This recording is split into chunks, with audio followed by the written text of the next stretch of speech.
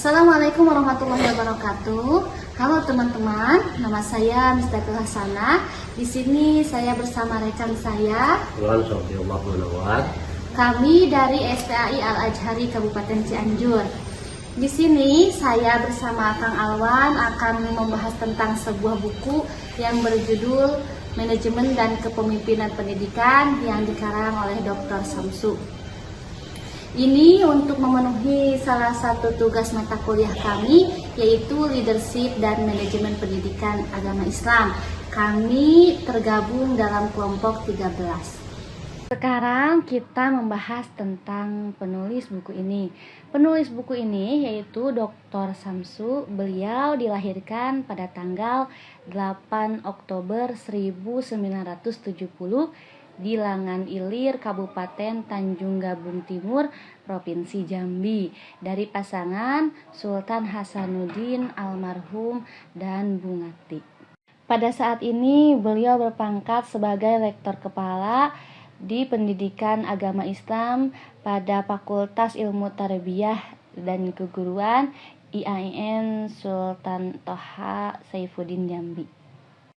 Memperoleh gelar Magister Pendidikan Islam pada program Pasca Sarjana di IAIN Sultan Toha Saifuddin Jambi. Pendidikan doktornya diperoleh dari Postgraduate Program di National University of Malaysia pada tahun 2012. Dalam buku ini saya akan membahas tentang kepemimpinan merupakan isu sentral. Mengapa dikatakan demikian? Karena kepemimpinan merupakan satu pihak yang menentukan maju mundurnya sebuah lembaga pendidikan. Kepemimpinan transformasional merupakan salah satu cara untuk menggerakkan lembaga pendidikan untuk lebih maju lagi ke dalam perubahan yang lebih baik, tentunya sebagai salah satu inovatif dari lembaga pendidikan. Kalau menurut Bernard Bass, kepemimpinan itu ada dua jenis. Yang pertama, kepemimpinan transaksional. Yang kedua, kepemimpinan transformasional. Apa itu kepemimpinan transaksional? Kepemimpinan transaksional adalah kepemimpinan transaksi antara pemimpin dan para staf. Kedua, kepemimpinan transformasional. Apa itu transformasional? Yaitu kepemimpinan yang bertujuan untuk perubahan ke depannya. Menurut saya, alasan utama mengapa leadership sangat penting, karena leadership untuk membentuk tim yang solid.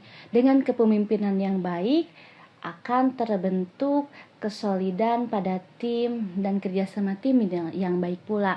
Dengan begitu, halangan dan rintangan akan teratasi dengan baik oleh tim tersebut. Baik, saya akan melanjutkan pembahasan dari rekan saya, yaitu yang poin B, arah kepemimpinan transformatif dalam pendidikan.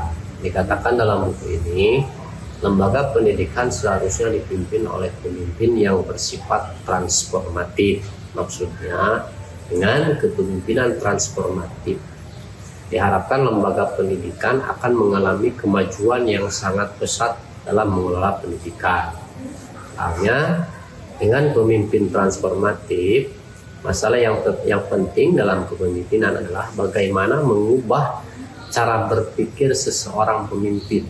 Padahal pemimpin lembaga pendidikan kita hari ini banyak yang memiliki pemikiran masih bersifat tradisional dalam mengelola lembaga pendidikan.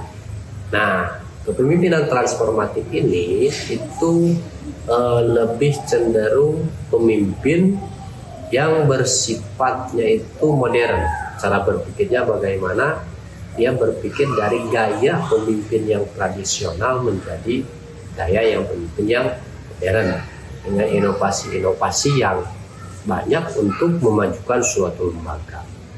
Nah, dari arah kepemimpinan transformatif ini bisa mengubah cara pandang pemimpin sebuah lembaga untuk memajukan lembaga tersebut, baik dari cara berpikir, gaya, langkah-langkah yang bersifatnya itu untuk memaju dalam istilah bekerja sama dan sama-sama bekerja. bagaimana semua komponen-komponen dari lembaga tersebut itu dapat berjalan sesuai dengan koordinasinya.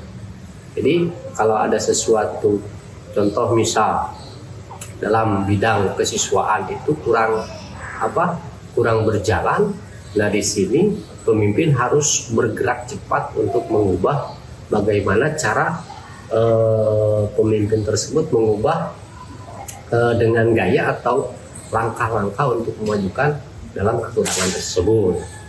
Nah, makanya dengan pemimpin transformatif, sebuah lembaga akan maju dengan lembaga yang dipimpin oleh pemimpin yang tidak berpikir modern.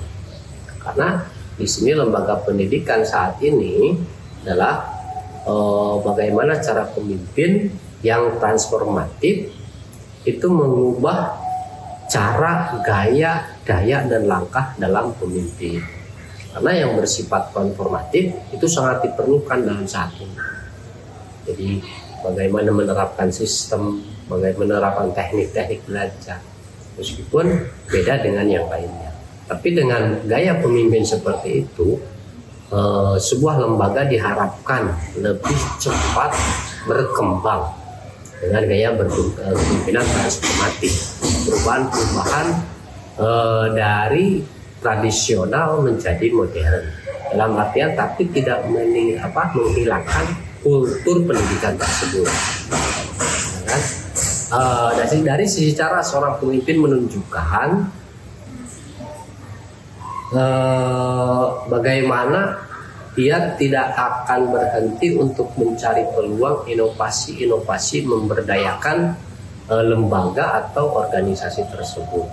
Dari lembaga A contohnya, dia terus memajukan supaya lembaga tersebut tidak vakum.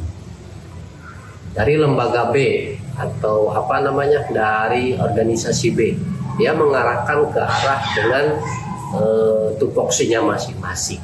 Nah, pemimpin tersebut bisa mengatur sekaligus memberikan contoh sehingga organisasi-organisasi atau lembaga-lembaga itu berkembang dengan tupoksinya masing-masing. Nah, inilah dalam buku ini diberikan bagaimana cara pemimpin untuk berpikir supaya lembaga itu maju, bahkan majunya pesat dengan lembaga-lembaga yang tidak memiliki pemimpin yang transformatif. Dengan kepemimpinan transformatif, pendidikan selalu berupaya tampil terbaik untuk membawa lembaga menjadi selalu unggul, berdaya saing, dan tentu saja berkualitas. Mungkin itu yang bisa saya bahas. Untuk diskusi kita kali ini, di sini saya akan menanyakan kepada Kang Alwan sebuah pertanyaan karena saya sangat penasaran sekali. Kan tadi beliau Kang Alwan membahas tentang masalah kepemimpinan transformasional. Apakah masih ada pada zaman sekarang ini lembaga-lembaga yang menggunakan kepemimpinan transaksional? Tadi beliau kan sudah menjawab bahwa transformasional itu sangat penting. Jadi, apakah masih ada lembaga-lembaga yang menggunakan kepemimpinan transaksional? Baik, terima kasih. Menurut teman saya dari pertanyaan,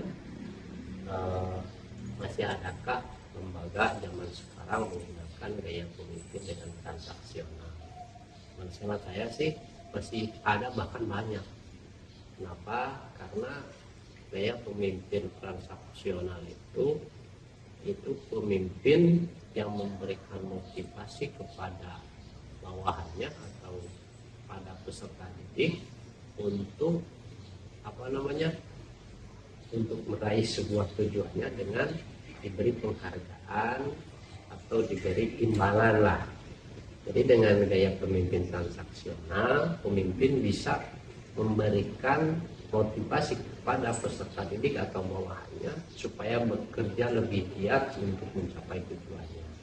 Nah, kalau bersifat yang tadi saya bahas transformasional, penting mana? Ya, keduanya sama-sama penting. Karena gaya pemimpin transformasional dan transaksional itu mempunyai tujuan yang sama, cuman jalannya yang beda. Mungkin itu jawabannya. Terima kasih. Jadi kesimpulan untuk pembahasan kita kali ini tentang kepemimpinan transformasional apa? Kesimpulannya ya mungkin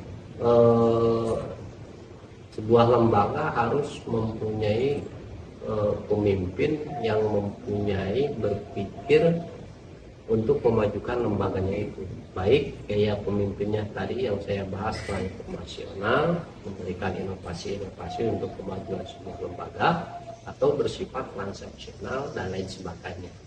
Karena pasti pemimpin tersebut ingin tujuan lembaga tersebut itu sama-sama maju dan mencerdaskan anak bangsa. Mungkin itu.